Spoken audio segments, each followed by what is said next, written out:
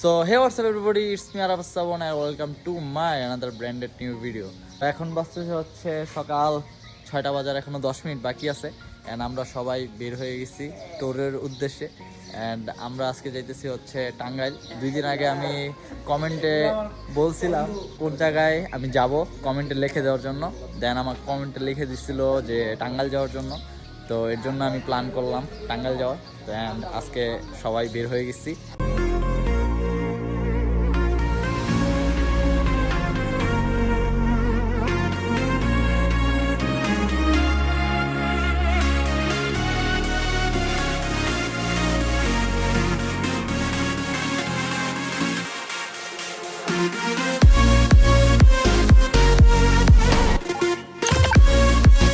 তো ফাইনালি আমি motor ব্লগিংয়ে set করে ফেললাম অ্যান্ড বুঝতেছি না আমরা এখন আস্তে আস্তে যাই।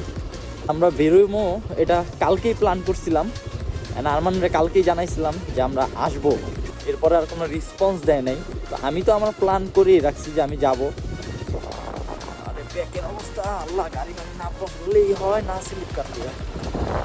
জিনিসটা সিরিয়াস নেয় নাই যে সত্যি সত্যি আমি বের হয়ে যাব।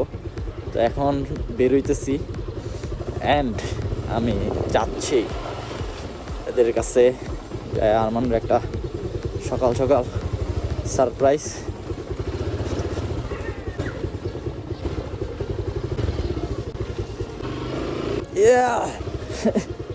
রাস্তার অবস্থা, দোয়া করবেন যাতে সুস্থ সবলভাবে পৌঁছাইতে পারি অ্যান্ড আসতে পারি, যেহেতু একদিনের ট্যুর হইতেছে সকাল টু সন্ধ্যা। Look at this জুতা। So guys, everyone is ready for this tour? Okay. So অনেকদিন পরে এইভাবে সকালে ওয়াকিং করতে করতে বেরোয়া। কি আসার পরে কিসের গরম, কিসের কি, পুরাই শীত নামায় দিছে।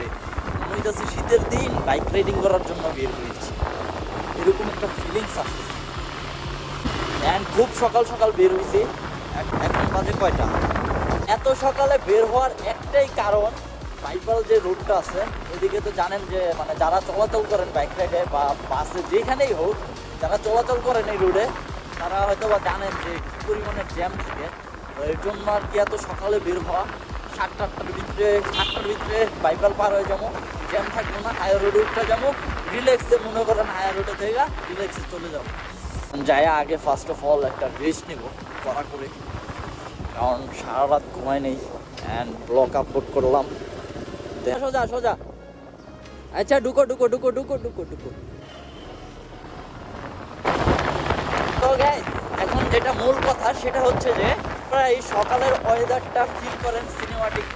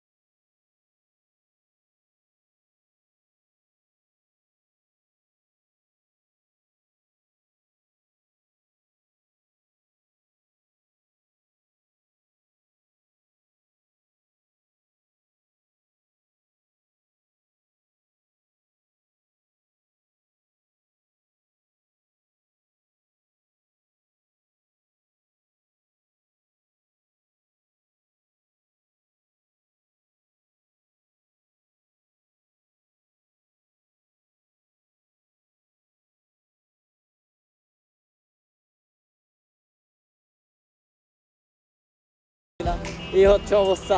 কাতে বললাম মুখটা লেগে চলো না।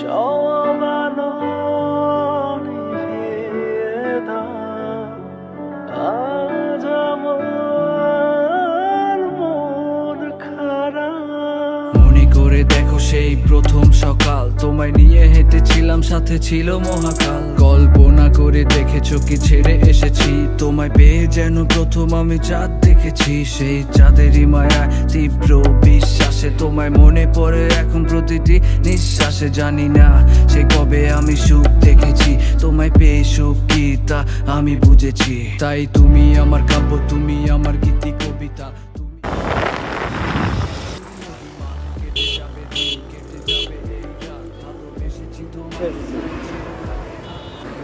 এখনই তো একটা সেই লেভেলের কট খাইছি, তানবীরে না দেখলে তো এটা একটা অকাম হয়ে যেত। কপালটা ভালো, তানবীরে দেখছে।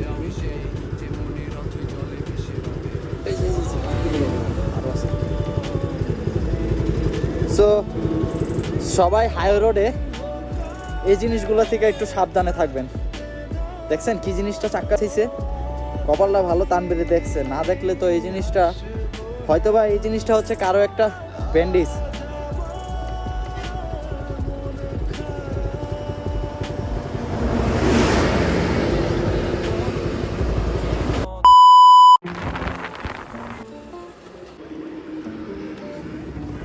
বর্তমানে আমরা আছি হচ্ছে মির্জাপুর ক্যাডেট কলেজের সামনে। ভালো কথা, কি তোর মানি ব্যাগ?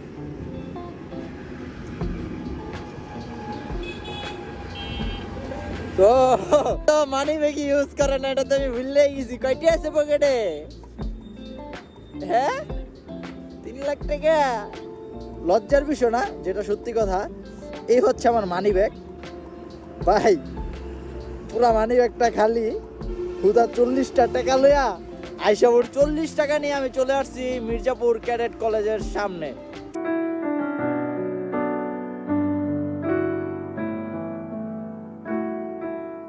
সব আলো নিভিয়ে দাও, আজ আমার মন খারাপ। মনে করে দেখো সেই প্রথম সকাল, তোমায় নিয়ে হেঁটেছিলাম সাথে ছিল মহাকাল। কল্পনা করে দেখেছো কি ছেড়ে এসেছি, তোমায় পেয়ে যেন প্রথম আমি চাঁদ দেখেছি। সেই চাঁদেরই মায়া তীব্র বিশ্বাস। এখানে আপনাদের জন্য আমরা একটু দাঁড়ালাম অ্যান্ড কিছু সিনেমাটিক শ্যুট নিলাম অ্যান্ড আমরা কিছু ছবি ক্লিক করলাম।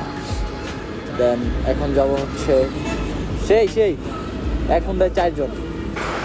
সো এই যে আমরা বর্তমানে আছি টাঙ্গাইল। 1 ঘন্টা 30 মিনিট আয়া পড়ছি, পুরো কারেক্ট 6টায় বাসা থেকে বেরিয়েছি। সো এটা হচ্ছে গোরাই। যে রবে জ্যোৎস্না মাখা কবিতাতে আমি সেই, যে আধার নিয়ে তোমায় আলো দেবে আমি সেই, যে মনের রথই জলে ভেসে রবে। সব আলো নিভিয়ে দাও, অন্ধকারে থাকতে দাও, আজ আমি হাসবো। অনেকদিন পরে এরকম গাছের বেল দেখলাম, অনেকদিন পর। আতা ফল দেখছো গাছের পর? গ্রাম বাংলার একটা ফিল পাইতেছি, মানে গ্রামের যে একটা ফিল। আমার তো মনে হইতেছে যে এগুলা যে একটা বেল আছে মিনিমাম 5 কেজি হবে, হয়তো বা ক্যামেরায় বেশি একটা বোঝাই যাচ্ছে নাকি। কোনো দোকানপাট খুলে নাই। ঢুকো। সো এখন আমরা ফাইনালি আছে হচ্ছে তত্ত্বচালা, যাবো হচ্ছে নয়েজ বাজার।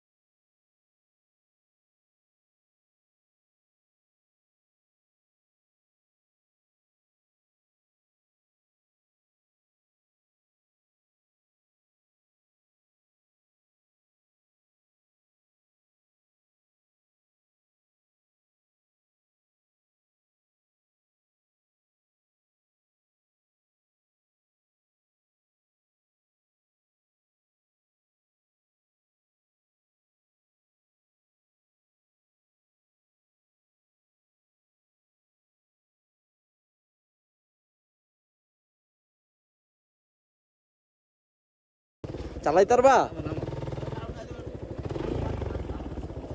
ওর আগে ড্রেসিং করাইতে হইব। এই যে এ হচ্ছে তাহসিনের অবস্থা, এই যে হাতের অবস্থা। আরে মেয়ে দাও একটু জলুক। ওদিক ঘুরো। আরে আমি ডরাই না। এটা না ভাবতো এটা হয়ে গেছে, এটা কিছু করার নাই। সোসে আর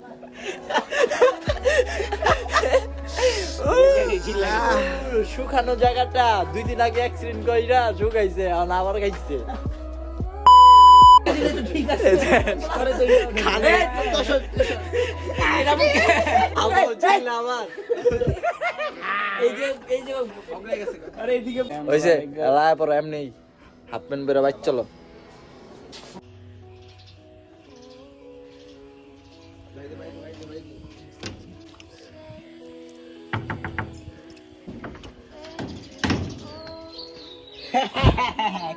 কি অবস্থা Arman Sheikh? Happy birthday to you. কি অবস্থা ভাইয়া?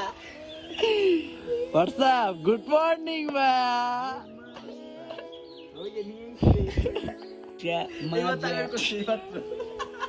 এইমাত্র বাহ, খুব ভালো সারপ্রাইজ পেয়েছি। সো গাইস, আমরা সবাই এখন বের হলাম এন্ড সবাই হচ্ছে ঘুমায় টুমায়া এখন বাইরে হইছে একদম ফ্রেশ হয়ে 4টার দিকে। সবাই অ্যাক্সিডেন্ট করে পুরো অসুস্থ হয়ে গেছি। ভাবতেছি রোজা আছে তো, ইফতারির পরে আরমানের ওয়াইলেসটা খাই দেবো, তোমরা কি বলো? হ্যাঁ, আমরা রাজি আছি তো। সাব্বাস রানী। এন্ড সকালে যাওয়া হয়েছে, এরপর আর ব্লগিং করার কোনো মুড ছিল না, এর জন্য ব্লগিং আর আসিনি। এন্ড এখন বিকালের ওয়েদারটা খুব ভালো লাগতেছে, যার কারণে আমরা এখানে সবাই আসলাম, একটু আড্ডা দিতেছি। ঠিক আছে, তানবীরে মহিলার জুতা কইতে জানি পরে আয়া পড়ছে। ঠিক আছে, মহিলার জুতা কইতে জানি ঢাকার দিকে আমি এত বড় মোটা জুতা পরে আসছি, যে জুতা আমি আছে 1,35,000 মহিলার জুতা। এন্ড আরেকটা কথা হচ্ছে যে এই দেখেন আমারে মানে নতুন একটা জুতা গিফট করছে, সেটা হচ্ছে এএস। আমার নামের প্রথম অক্ষরের যেটা, এতে আরাফাত আর এসতে শ্রাবণ। তো এইটা দেখা ওই আমারে জুতা দিছে এএস। এদিকে ওই এলাকার টাঙ্গাইলের চিতাবাঘ আমাকে একটা হাসর মারছে, টাঙ্গাইলের চিতাবাঘ, রাস্তার চিতাবাঘ। রাস্তার চিতাবাঘ। এই জন্য আমরা ব্লগিং আজকের মতন যদি বলি যে এখানেই শেষ, ঠিক আছে। কালকে যদি আমরা ঢাকা ব্যাক করি, তো যদি হয় তখন আবার শুরু করব। একটু পরে হয়ে যাবে অন্ধকার। So good bye.